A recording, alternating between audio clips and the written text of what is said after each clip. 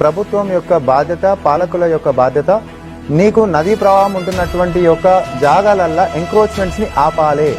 అది ఎవరి బాధ్యత? ప్రభుత్వం. ఒకవేళ అధికారులు నాయకులను కాదని చెప్పి పనిచేస్తే కొలువులకించి ఊడబిక్కేటటువంటి అధికారం నీకే ఉంది.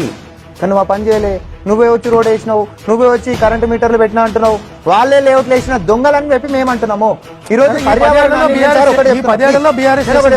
రెట్రోస్పెక్టివ్ గా కంపేర్ చేసుకుంటా ఇంకా ఎంకరేజ్ చేసుకుంటా పోదామా, దీనికి ఒక అడ్డుకట్ట వేద్దామా? ఏం చేద్దాం చెప్పండి మిత్రులు? అడ్డుకట్ట ఏంటి? 100% మూసీ ప్రవాహంలో ఉంటున్నటువంటిది ఏదైతే 10,000 పైచిలకు ఐడెంటిఫై చేసిరో రెసిడెన్సెస్, దానికి సంబంధించినటువంటి దాంట్లో 90% మందికి డబుల్ బెడ్రూమ్ ఇస్తామని అంటేనే సంతోషంగా మురికివాడల పిల్లల్ని పెంచాలని, మురికివాడల బతకాలని, మూసీ గురించి ఎన్జీటీ చెప్పినటువంటి రిపోర్ట్లు గిట్ట మనం చదివితే కిలోమీటర్ దూరంలో బతుకుతాం, మనం దాని దగ్గర కూడా పోం.